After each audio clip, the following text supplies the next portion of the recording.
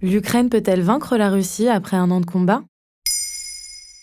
Merci d'avoir posé la question. Un an déjà que la guerre fait rage dans l'est de l'Europe.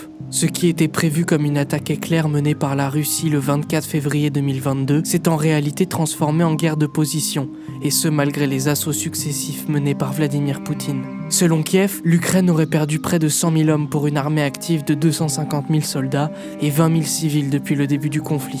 En ce début d'année 2023, l'Occident fournit de plus en plus d'armes au président Zelensky, alors que le Kremlin a déjà commencé un assaut jamais vu depuis le début de la guerre, selon le ministère de la Défense ukrainien. L'escalade de la violence ne fait que commencer et personne ne semble prêt à vouloir y mettre un terme. L'armée russe détient toujours une partie de l'est du pays et les combats continuent dans la ville de Bakhmout, ville pivot de cette partie de l'Ukraine.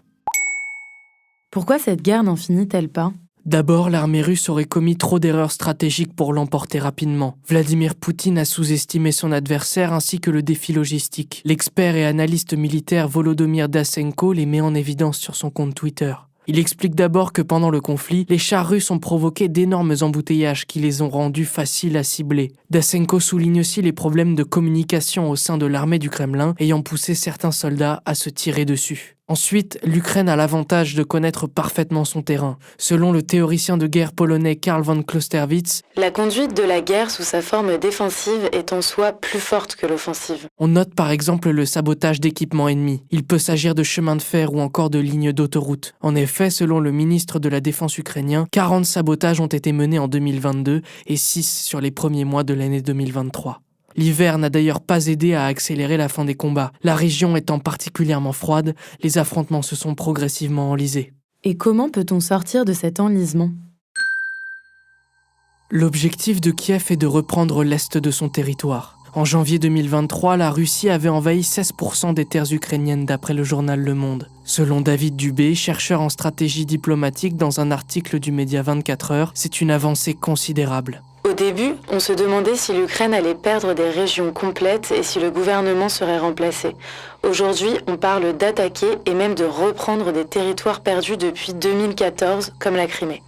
L'aide occidentale représente également l'un des tickets de sortie pour Kiev. Munitions, armes lourdes, chars d'assaut et artillerie, les Occidentaux mettent les moyens pour finir cette guerre d'un point de vue militaire. De plus, l'Ukraine fait l'objet d'une procédure accélérée d'accession à l'Union européenne. Avec l'aide logistique des Occidentaux, Kiev peut faire face aux nouveaux assauts russes. Volodymyr Zelensky a même qualifié la venue surprise du président américain Joe Biden du 20 février 2023 comme la visite la plus importante de l'histoire de l'Ukraine. Mais où en est la paix ?